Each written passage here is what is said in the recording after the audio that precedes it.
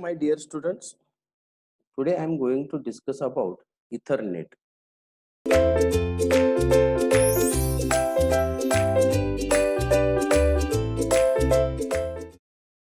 Ethernet is IEEE 802.3 standard, which uses one persistent CSMA CD concept. Here we will focus on Ethernet cabling, Manchester encoding, the Ethernet MAC sublayer protocol, the binary exponential backup algorithm, Ethernet performance, meaning of switched Ethernet, fast Ethernet, and gigabit Ethernet. First, Ethernet cabling. The name Ethernet refers to the cable. Four types of cabling are commonly used, shown in the figure. First cable is 10 base 5 or less thick coaxial cable. Maximum segment length is 100 meters. Now we can able to connect 100 nodes per segment. Second cable is 10 base 2 or less thin coaxial cable. Maximum segment length is 185 meter and we can connect 30 nodes per segment. Third cable is 10 base T, that is twisted pair cable. Maximum segment length is 100 meters and we can connect 1025 nodes per segment. The next one is 10 base EF cable, that is the fiber optics cable. Maximum segment length is 2000 meters and we can connect 1024 nodes per segment. Here 10 base 5 cabling, popularly called as thick Ethernet. It resembles the yellow-green hose with marking every 2.5 meters to show where the taps go. Connection to it are generally made using vampire taps, in which a pin is very carefully forced halfway into the coaxial cable's core. The 10 base 5 operates at 10 Mbps bit rate and can support segments up to 500 meters. The first number is speed in Mbps, then comes the word base to indicate baseband transmission. Next cable is the 10 base 2, that is the thin Ethernet, which in contrast to the garden hose like thick Ethernet, bends easily. Connections to it are made using industry standard BNC connectors to form a T junctions rather than using vampire taps. BNC connectors are easier to use and which are also more reliable. Thin Ethernet is much cheaper and easier to install, but it can run from only 185 meters per segment. And each segment can handle up to about 30 machines. Detecting cable breaks, excessive length, bad taps, or loose connectors can be a major problem with both media. And for this reason, techniques have been developed. Basically, the pulse of known shape is injected into a cable. If the pulse hits an obstacle or the end of the cable, the echo will be generated and get sent back. By carefully timing the interval between sending pulse and the receiving echo, it is possible to localize the origin of the echo, and this technique is called as time domain reflectometry technique. The problems associated with finding cable breaks diverted system towards the different kinds of wiring pattern in which all stations have a cable running to a central hub in which they are all connected electrically. Usually, these wires are telephone company twisted pairs. Most office buildings are already wired this way, and normally plenty of spare pairs are available. This scheme is called as 10 base T cable. And last one is the 10 base F cable. Definitely, it supports very less alternation and best between the buildings as well as medium hull communication. Next one is kinds of cabling, Ethernet cabling. There are three basic wiring schemes which are shown in the figure. For 10 base 5, a trans-receiver is clamped securely around the cable so that its tap makes contact with the inner core. The trans-receiver contains the electronics that handle carrier detection and collision detection. When collision is detected, the trans-receiver also puts a special invalid signal on the cable to ensure that all other trans-receivers also realize that collision has occurred. With 10 base 5, a trans-receiver cable or drop cable connects the trans-receiver to an interface board in the computer. The trans-receiver cable may be up to 50 meters long and contains 5 individually shielded twisted pairs. 2 of the pairs are for data in and the 2 for the data out. 2 more are for control signals in and out. The 5th pair, which is not always used, allows the computer to power the trans-receiver electronics.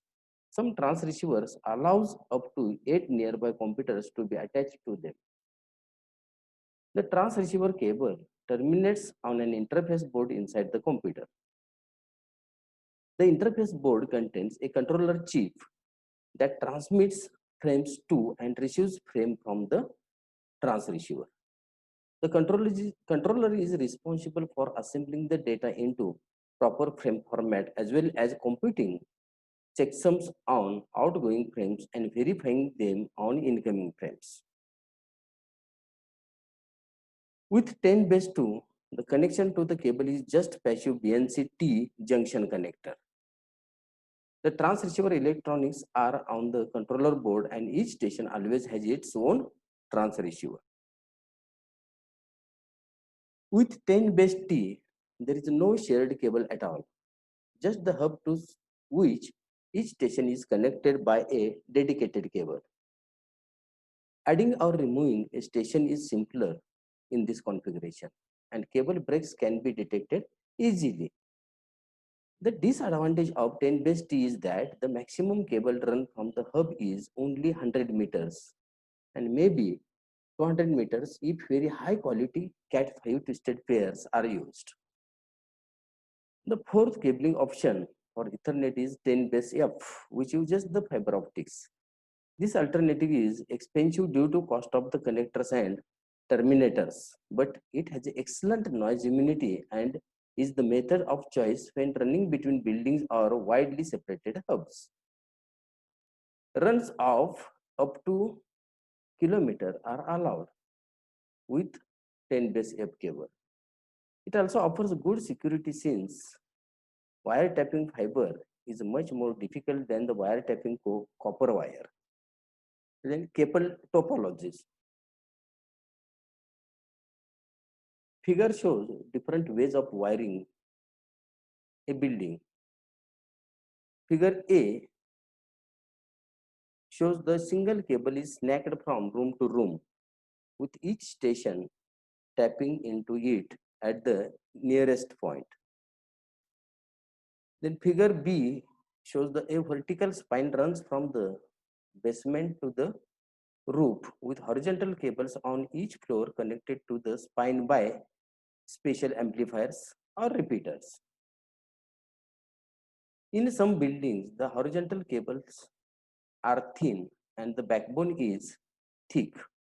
The most general topology is the tree topology shown in the figure C, because a network with two paths between some pair of stations would suffer from interference between the signals. Each version of the Ethernet has a maximum cable length per segment. To allow larger networks, multiple cables can be connected by repeaters shown in figure D. A repeater is a physical layer device. It receives, amplifies, or regenerates and retransmits signals in both directions.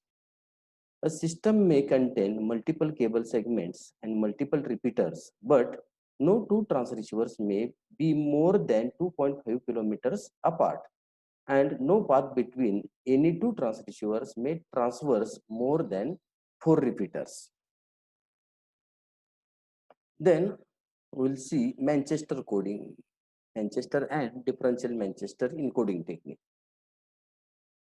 What is needed is a way our receivers must determine unambiguously start, end, or middle of the each bit without reference to the external clock. Two such approaches are called Manchester encoding and differential Manchester encoding. With Manchester encoding, each bit period is divided into two equal parts. A binary 1 bit is sent by having a voltage set high during the first interval and low in the second one. A binary 0 is just reverse, first low and then high. This scheme ensures that every bit has a transition in the middle and making it easy for the receiver to synchronize with the sender. A disadvantage of the Manchester encoding is that it requires twice as much bandwidth as a straight binary encoding because the pulses are half the width. For example, to send a data at 10 Mbps, the signal has to change 20 million times per second. Manchester encoding is shown in the figure B. Differential Manchester encoding is shown in figure C. It is a variation of basic Manchester encoding. In differential Manchester encoding, a logical 1 bit is indicated by the absence of transition at the start of the interval, and logical 0 bit is indicated by the presence of transition at the start of the interval. In both cases, there is a transition in the middle as well. The differential Manchester scheme requires only or more complex equipment but offers better noise immunity. All Ethernet systems use Manchester encoding due to its simplicity. Next is Ethernet MAC sublayer protocol. The original DIX frame structure is shown in the figure A. Each frame starts with a preamble of 8 bytes, each containing the bit pattern 10101010. The Manchester encoding of this bit pattern produces a 10 MHz square wave for 6.4 microsecond to allow the receiver's clock to synchronize the sender's clock. They are required to stay synchronized for the rest of the frame, using the Manchester encoding to keep track of the bits boundaries, and synchronization is continued. The frame contains two addresses, one for the destination and one for the source. The standard allows 2 byte and 6 byte addresses, but the parameters defined for the 10 Mbps baseband standard use only the 6 byte addresses. The high order bit of the destination address is a 0 for ordinary addresses and 1 for group addresses. Group addresses allows the multiple stations to listen to a single address. When a frame is sent to a group address, all the stations in the group can receive it. Sending to a group of stations is called as multicasting. The address consisting of all 1 bits is reserved for broadcasting. A frame containing all ones in the destination field is accepted by all stations on the network. Another interesting feature of the addressing is to use the bit 46, that is adjacent to the higher order bit, to distinguish local addresses from the global addresses. Local addresses are assigned by each network administrator and have no significance outside the local network. Global addresses, in contrast, are assigned centrally by IEEE to ensure that no two stations anywhere in the world have the same global address. With 48 minus 2 is equal to 46 bits available, there are about 7 into 10 raised to 13 global addresses are possible. The idea is that any station can uniquely addresses any other station by just giving the right 48-bit number. It is up to the network layer to figure out how to locate the destination. Next comes the type field, which tells the receiver what to do with the frame. Multiple network layer protocols may be in use at the same time on the same machine. So when an Ethernet frame arrives, the kernel has to know which one to hand the frame to. The type field specifies which process to give the frame to. Next comes the data field, which is up to 1500 bytes. In addition to this, there being a maximum frame length, there is also a minimum frame length. While a data field of 0 bytes is sometimes useful, it causes a problem. When a transceiver detects a collision, it truncates the frame, which means that stray bits and pieces of frames appears on the cable all the time.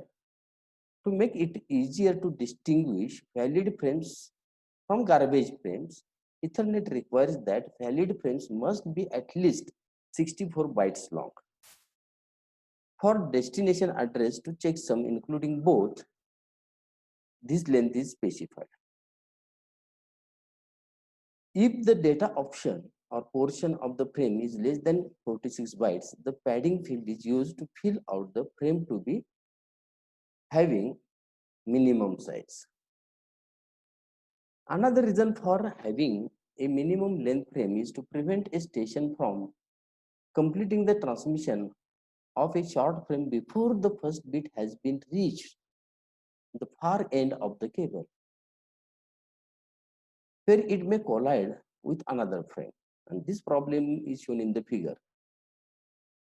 At time 0, station A at one end of the network sends off a frame.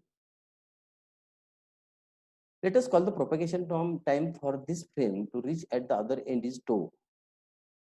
Just before the frame gets to the other end, at the time tau minus epsilon, the most distant station B starts transmitting. And when B detects that it is receiving more power than it is putting out, it knows that collision has been occurred. So it aborts its transmission and generates the 48-bit noise burst to warn all other stations. In other words, it jams the either to make sure the sender does not miss the collision. At about time 2 tau, the sender sees the noise burst and aborts its transmission. Then it waits for random time before trying to use the station or trying to send the frame once again. If a station tries to transmit a very short frame, it is conceivable that the collision occurs, but the transmission completes before the noise burst gets back at 2 tau. The sender will then incorrectly conclude that the frame was successfully sent. To prevent this situation from occurring, all frames must take more than 2 tau time to send so that the transmission is still taking place when the noise burst gets back to the sender. For a 10 Mbps line with a minimum length of or maximum, we will consider here maximum length. 10 Mbps line with maximum length of 2500 meters and 4 repeaters, the round trip time has been determined to be nearly suppose 50 microsecond in worst case. This time includes the time to pass through the repeaters, which is most certainly not 0. Therefore, the minimum frame must take at least this long to transmit. At 10 Mbps, the bit takes 100 nanoseconds, so that 500 bits is the smallest frame that is guaranteed to work. To add some margins of safety, this number was rounded up to 112 bits or 64 bytes. So the frames with fewer than 64 bytes are padded out to the 64 bytes with the pad field.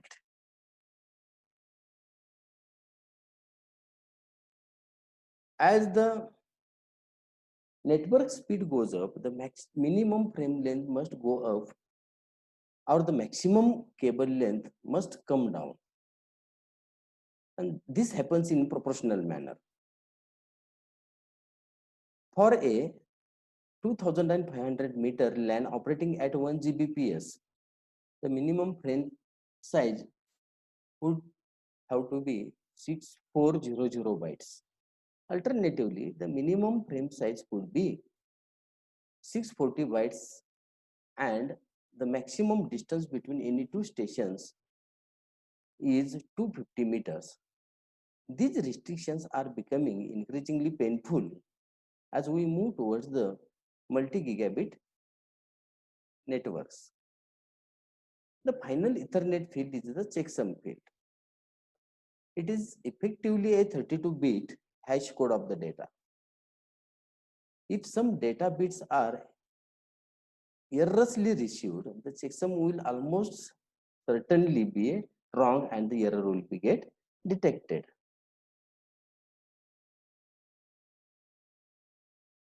The IEEE standardized Ethernet, the committee made two changes or not changes, two changes here as compared to DIX format, and which is shown in the figure.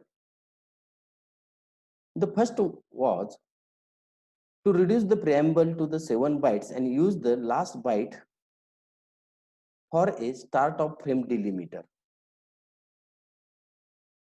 For compatibility with 802.4 and 802. This is done for compatibility with 802.4 and 802.5. The second one was to change the type field into the length field. Of course, now there was no way for the receiver to figure out what to do with an incoming frame, but that problem was handled by the addition of small header to the data portion itself to provide this information. Then the binary exponential backup algorithm. Let us now see how randomization is done when a collision occurs. After a collision, time is divided into discrete slots whose length is equal to the worst case round trip propagation time 2 tau. To accommodate the longest path allowed by the Ethernet, the slot time has been set to 512 bit times or 51.2 microseconds. After the first collision, each station waits either 0 or 1 time slots before trying again. If two stations collide and each one picks the same random number, they will collide again. After the second collision, each one picks either 0, 1, 2 or 3 at random and waits that number of time slots. If a third collision occurs, the probability of this happening is only 0.25. Then the next time the number of slots to wait is chosen at random from interval 2 to 2 raised to 3 minus 1. In general, after I collisions, a random number between 0 and 2 raised to I minus 1 is chosen, and that number of slots is skipped. However, after 10 collisions have been reached, the randomization interval is frozen at a maximum of 1023 slots. And after 16 collisions, the controller reports failure back to the computer, and further recovery is up to the higher layers.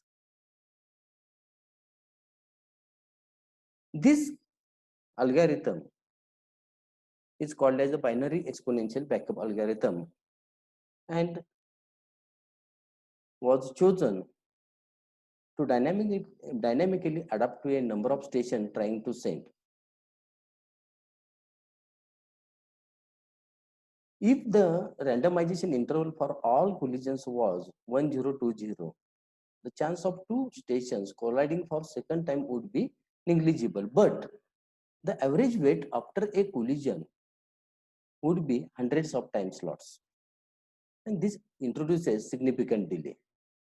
On the other hand, if each station always delayed for either 0 or 1 slots, then if 100 stations ever tried to send at once, they would collide over and over until 99 of them picked 1 and the remaining station picked 0. This might take years. By having the randomization interval grow exponentially as more and more consecutive collisions occur, the algorithm ensures a low delay when only a few stations collide, but also ensures that the collision is resolved in a reasonable interval when many stations collides. Truncating the backup at 1023 keeps the bound from growing too large. Now we'll see Ethernet performance. Now let us briefly examine the performance of Ethernet under conditions of heavy and constant load. That is, suppose K stations always ready to transmit. Then if each station transmits during a contention slot with probability of P, the probability A that some station acquires a channel in that slot is A is equal to K into P into 1 minus P raised to K minus 1. If the mean frame takes P second to transmit, when many stations have frames to send, channel efficiency is equal to P divided by P plus 2 tau by A. If frame length is F, the network bandwidth is B, the cable length is L, and the speed of signal propagation is C, then for the optimal case of E contention slots per frame with P is equal to F by B, the above equation can be written as a channel efficiency is equal to 1 upon 1 plus 2B LE by CF. And this figure shows the channel efficiency is plotted versus number of ready stations. For 2 tau is equal to 51.2 seconds and the data rate of 10 Mbps with the frame size of 1024 bytes, the efficiency is around 0.85. That is 85%. Then switched Ethernet. As more and more stations are added to the Ethernet, the traffic will go up. Eventually, the LAN will saturate. One way out is to go to the higher speed, say from 10 Mbps to 100 Mbps. But with the growth of multimedia, even 100 Mbps or 1 Gbps Ethernet can become saturated.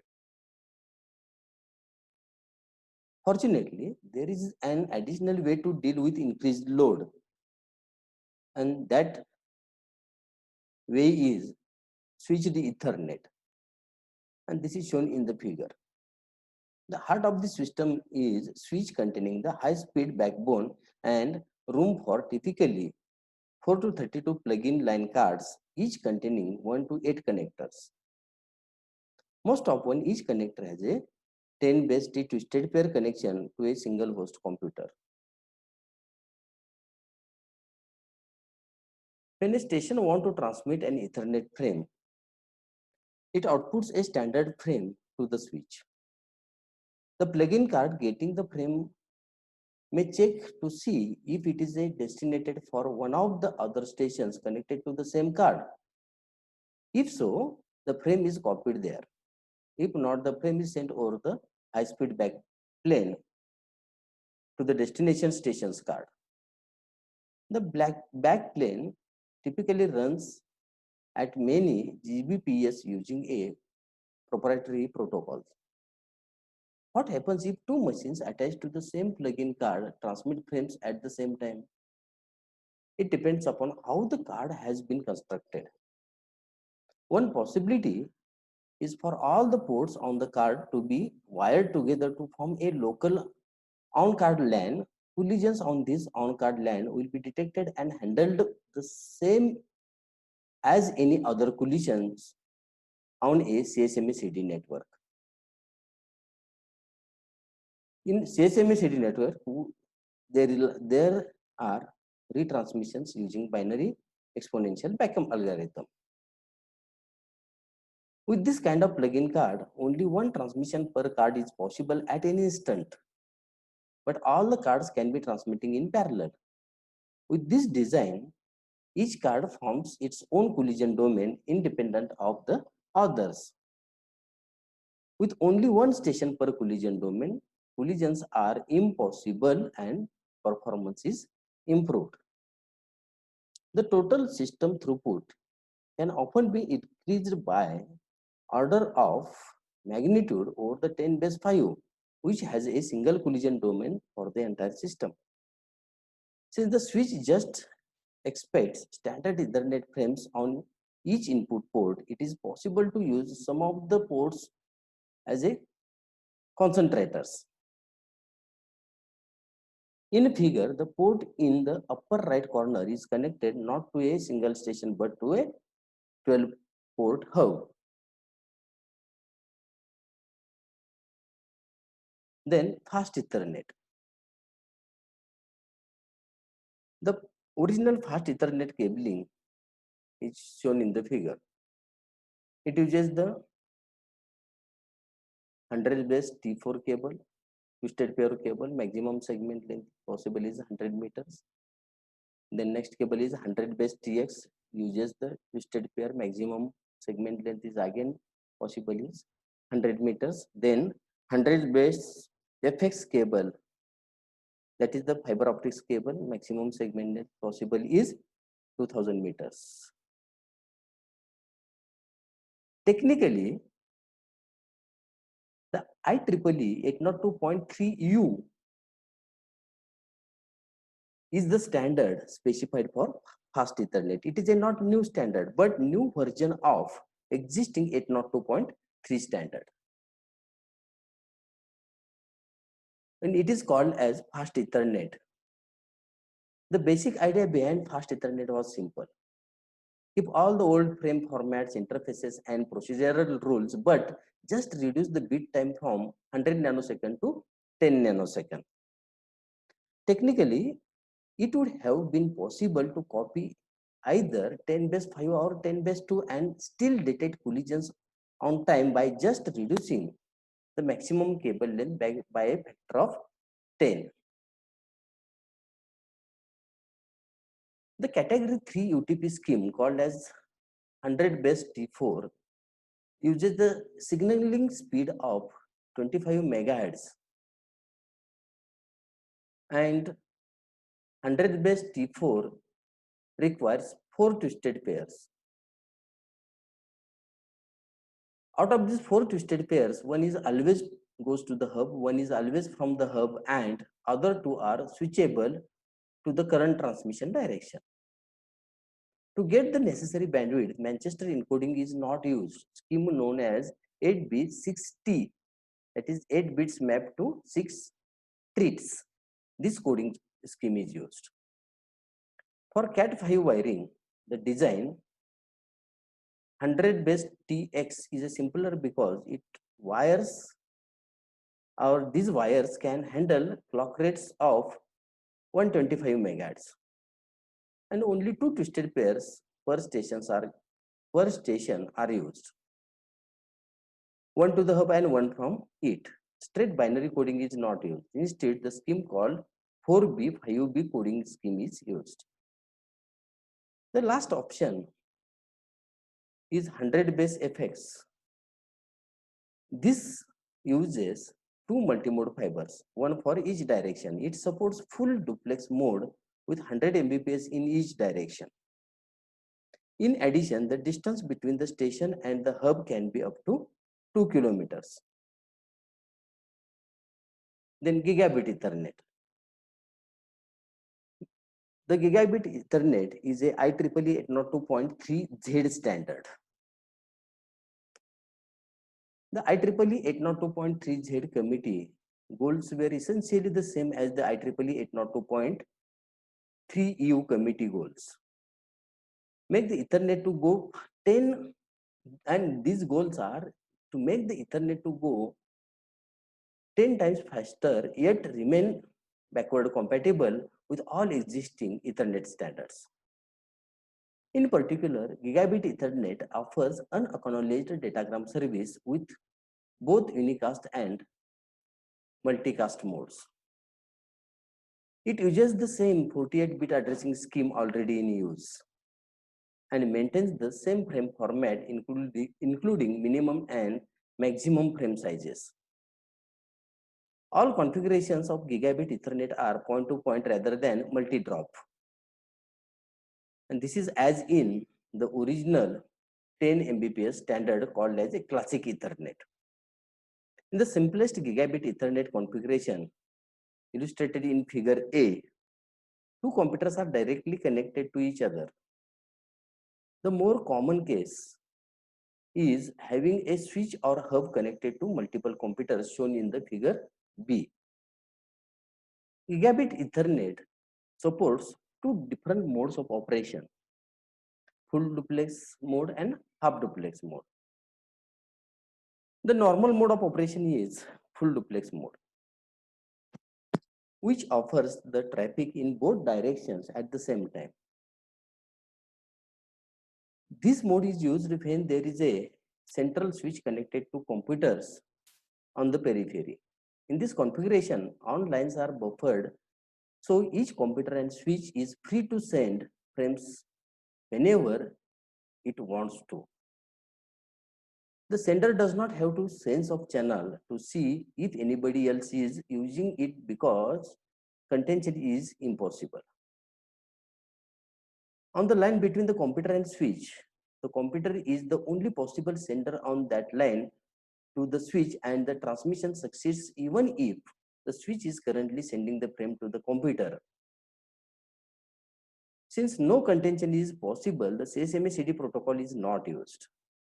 So the maximum length of the cable is determined by signal strength issues. Switches are free to mix and match speeds. Auto configuration is supported just as in fast Ethernet. The other people of operation or other mode of operation is the use of half duplex when the computers are connected to the hub rather than to a switch. The hub does not buffer incoming frames. Instead of buffering, it electrically connects all the lines internally, emulating the multi-drop cable used in classic Ethernet. In this mode, collisions are possible, so the standard CSMA-CD protocol is required. Because a minimum, that is the 64 bytes, minimum frame can now be transmitted 100 times faster than in classic Ethernet. The maximum distance is 100 times less or 25 meters. The IEEE 802.3Z committee considered a radius of 25 meters to be unacceptable and added two features to the standard to introduce or to increase the radius. The first feature, called as carrier extension, essentially tells the hardware to add its own padding after the normal frame to extend the frame to 512 bytes. Since this padding is added by the sending hardware and removed by the receiving hardware, the software is unaware of it, meaning that no changes are needed to the existing software. The second feature called as frame busting. It allows a sender to transmit a concatenated sequence of multiple frames in a single transmission. If the total burst is less than 112 bytes, the hardware pads it again. If enough frames are waiting for transmission, the scheme is highly efficient and preferred over carrier extension. These new features extend the radius of the network to 200 meters, which is probably enough for most offices. Gigabit Ethernet supports both copper and fiber cabling listed in the figure. The signaling at or near 1 Gbps over a fiber means that the light source has been turned on and off in 1 nanosecond. LEDs simply cannot operate with this speed. So lasers are required. Two wavelengths are permitted, 0.85 microns and 1.3 microns. Lasers at 0.85 microns are cheaper but do not work on a single mode fiber. Three fiber diameters are permitted, 10, 50 and 62.5 microns. The first is for single mode and the next two are for multi-mode. In particular, 5000 meters is only achievable with 1.3 micron lasers operating over 10 micron fiber in single mode. But this is the best choice for campus backbones and it is expected to be a more popular in coming future.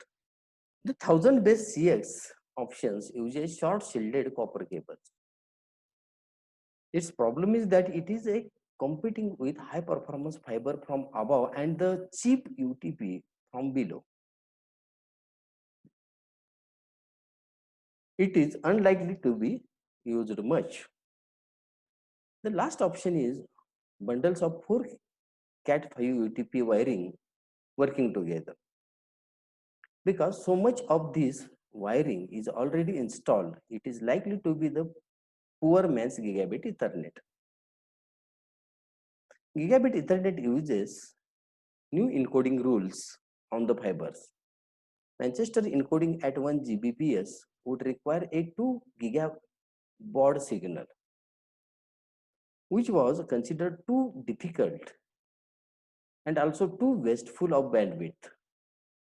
Instead of this Manchester encoding, the encoding scheme used was 8B, 10B, and in which each 8-bit byte is encoded on a fiber as a 10 bits. Hence, name is 8B, 10B.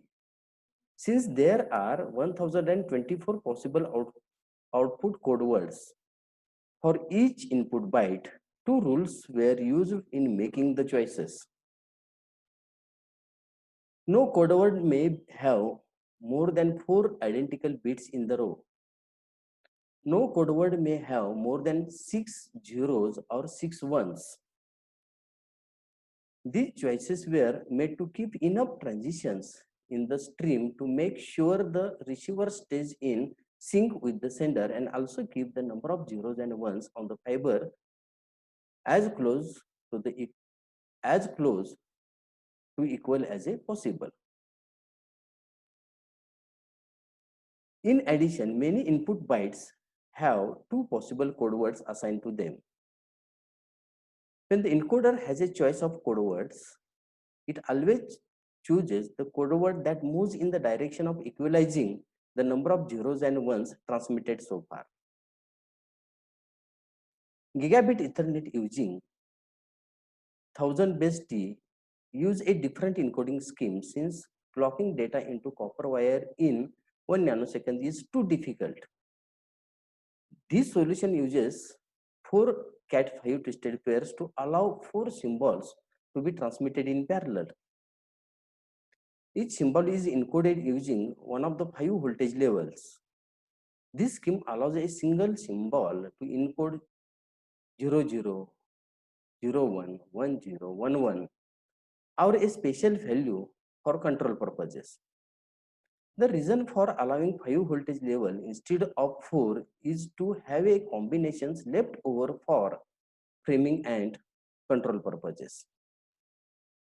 A speed of 1 Gbps is quite fast. Gigabit Ethernet supports flow control mechanism. The flow control consists of one end sending a special control frame to the other end, telling it to pause for some period of time. The next one is IEEE 802.2 logical link control. The logical link control forms the upper half of the data link layer with a MAC sub layer below it, and which is shown in this figure. Typical usage of LLC is like this. The network layer on the sending machine passes the packet to LLC. And this packet transmission is done by using the LLC access primitives. The LLC sublayer is then adds the LLC header containing sequence and acknowledgement numbers. The resulting structure is then inserted into the payload field of the 802 frame and transmitted. At the receiver, reverse process takes place. LLC provides 3 service options: unreliable datagram service, acknowledged datagram service, and reliable connection oriented service. The LLC header contains 3 fields: a destination access point, a source access point, and a control field. The access points tells which process the frame come from and where it is to be delivered. The control field contains sequence and acknowledgement numbers. These fields are primarily used when a reliable connection is needed at the data link level. For the internet, best efforts attempts to deliver IP packets is sufficient, so no acknowledgements at the LLC level are required. Then IEEE 802.4 standard, that is token bus standard. IEEE has a produced 802.4 standard for token bus local area networks, that is LANs. IEEE 802.4 token bus uses a broadband coaxial cable as shown in the figure. Stations are physically on the bus but logically in the ring with left and right neighbors. Each station knows the identity of the stations preceding and following it. The token regulates the access rights, that is transmissions. The station received token can transmission time slot is granted. After transmission, pass the token to the next DTE, that is next station. When a token is passed to the successor, the sender waits for evidence that it has been transmitted properly. That is, the successor transmits the next frame. Otherwise, it may establish a new successor, that is the next address to the problematic station. The access control byte contains a bit called a token bit, which is a set of 0 if this frame is the token. When the station wants to send, it seizes the token and changes that bit to logic 1. The station wishing to transmit waits until it detects the free token. The operations are similar to token ring except more flexible for logical ring definition. It has a complex maintenance scheme which have to acquire, or which this requires, or this particular maintenance scheme requires ring initialization, addition of station, deletion of the station, then fault management, predecessor or successor scheme, recovery mechanisms, priority mechanisms, etc. Token bus has a major functions in MAC are interface, access control, receive, transmit, regenerative repeater machine, etc. The token bus has a special frame called as token. When you have a token, you can able to transmit. When you don't have it, you cannot able to transmit.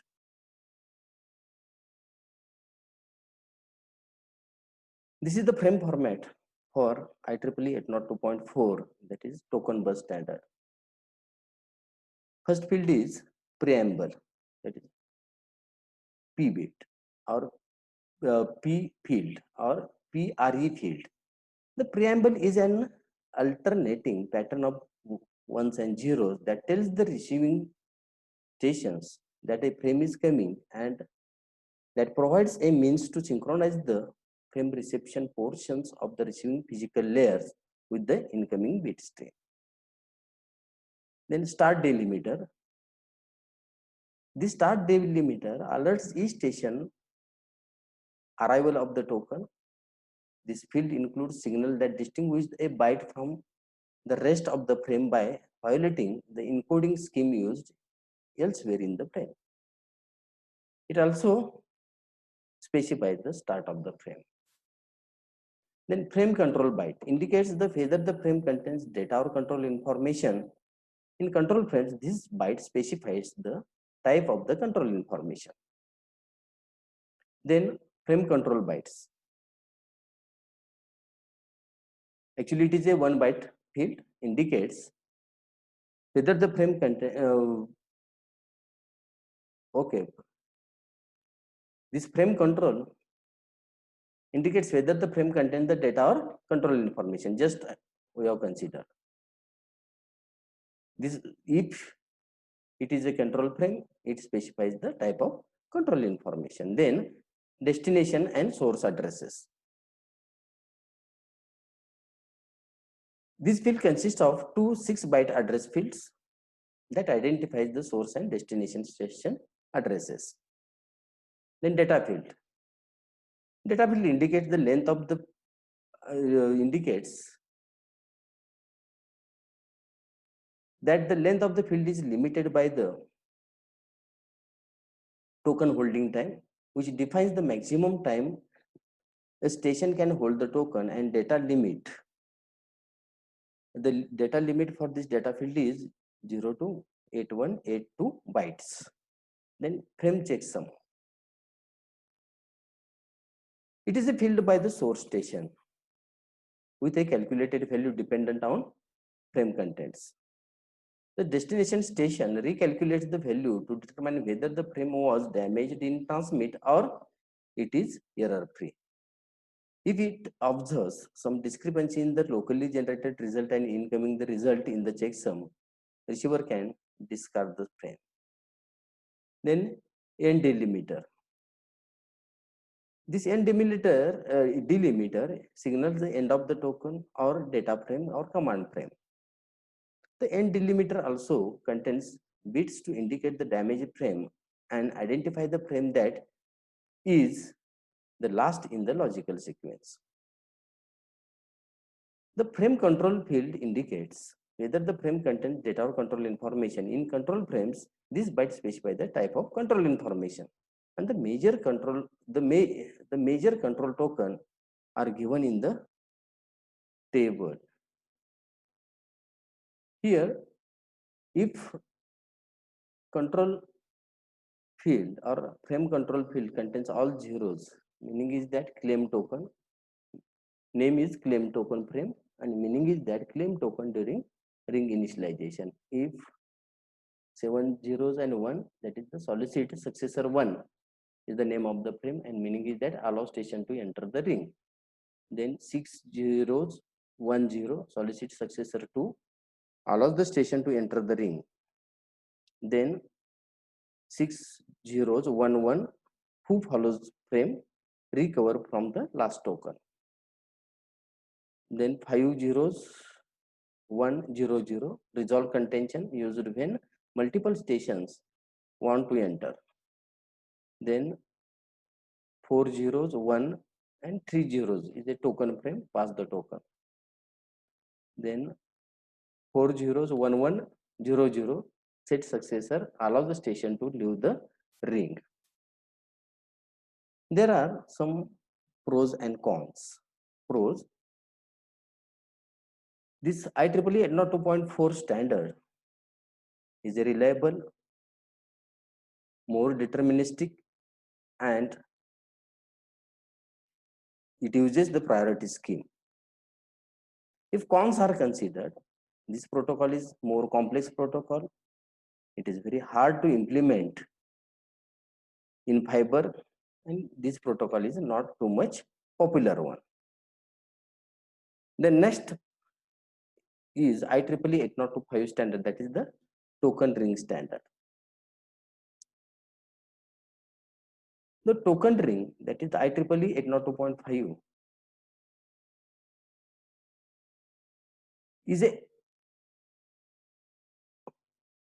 ring network or uses the ring topology. That's why name is the token ring. In token network or topology, token passing networks move a small frame called as token around the network. Position of the token grants the right to transmit. If a node receiving the token has no information, and if the node receives the token and has no information to send, it simply passes the token to the next station. Each station can hold the token for maximum period of allowed time. If station processing the token does not have information to transmit, it seizes the token, alerts or alters one bit of the token, appends the information that it wants to transmit, and sends this information to the next station on the ring. While the information frame is circling the ring, no token is on the network, which means that the information is attached to the token. It is not empty one. There is no possibility of collision in the token ring networks. If early token release is supported, a new token can be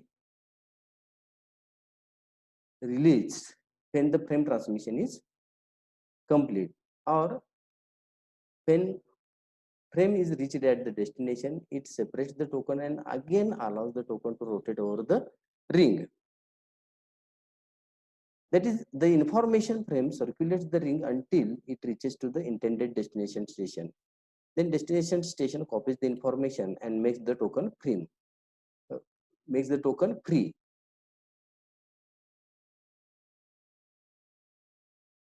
Unlike CSME CD networks, token passing networks are deterministic, which means that it is possible to calculate the maximum time that will pass before any end station will be capable of transmitting. This feature and the several reliability features make the token ring networks ideal for applications in which delay must be predictable and robust network operation is important.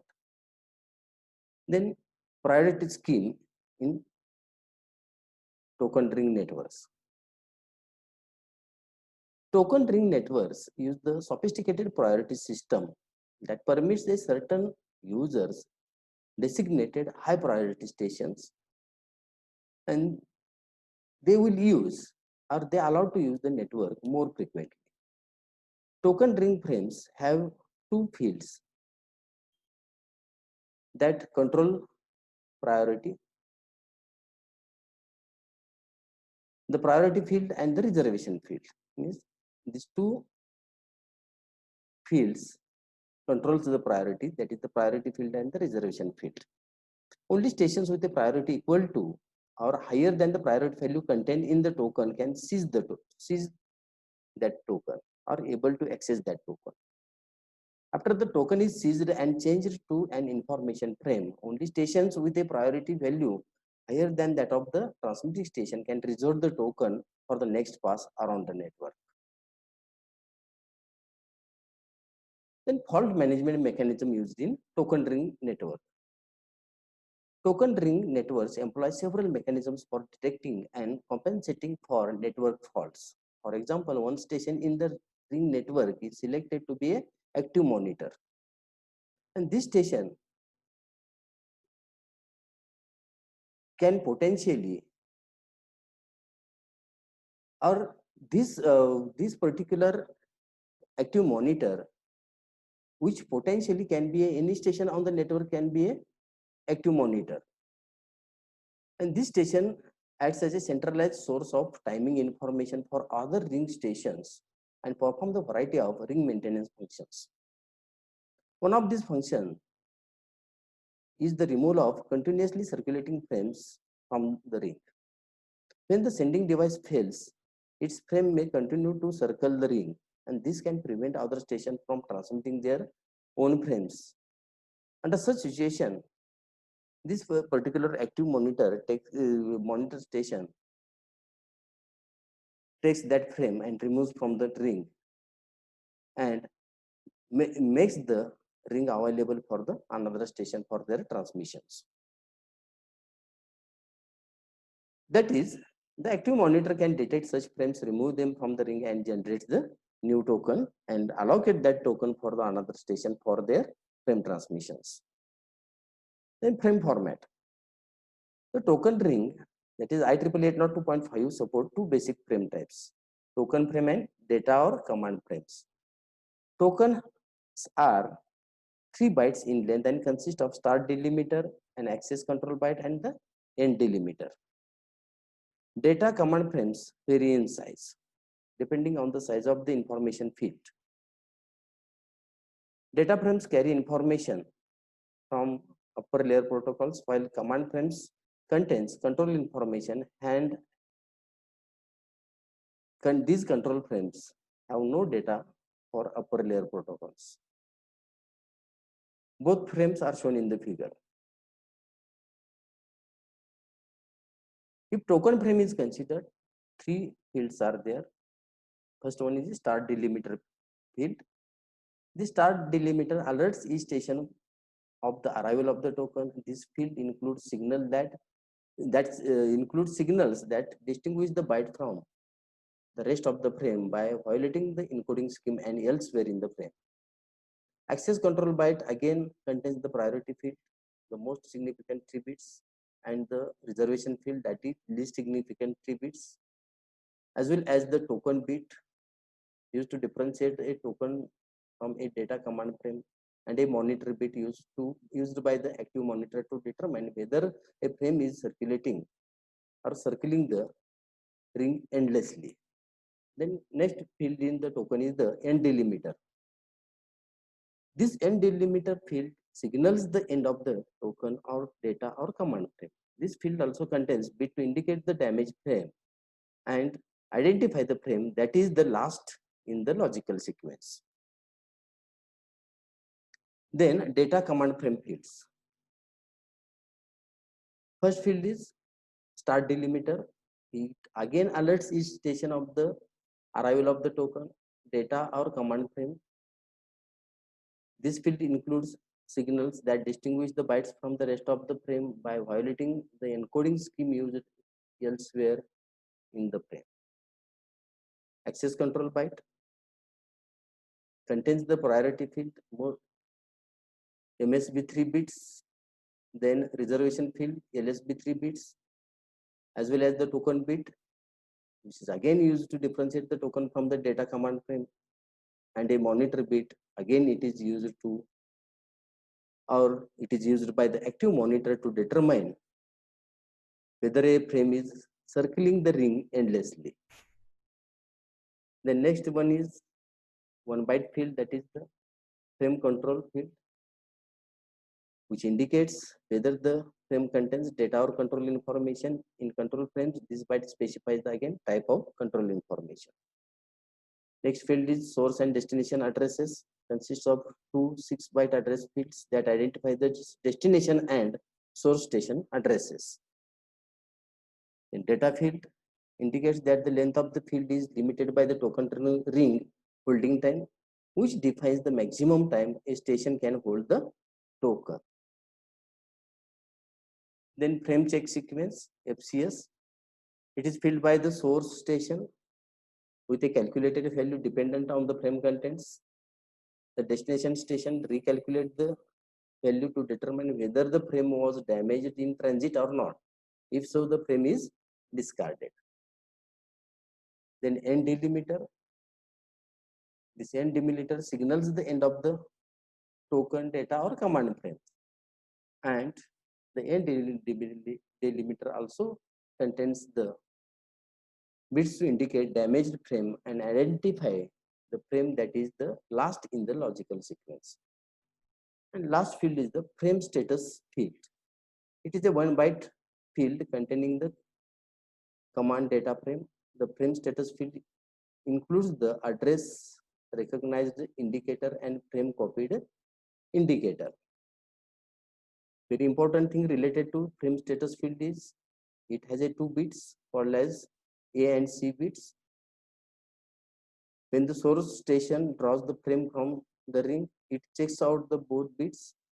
Here, 3 possible combinations are used in the ring networks. That is, if A, C bits are considered, if both bits are 0, 0, meaning is that destination is not available.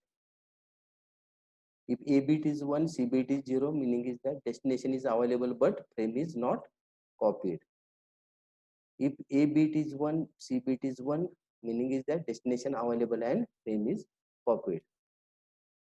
So by observing this frame status field, transmitting station can able to understand about whether the transmitted frame is reached safely or not to the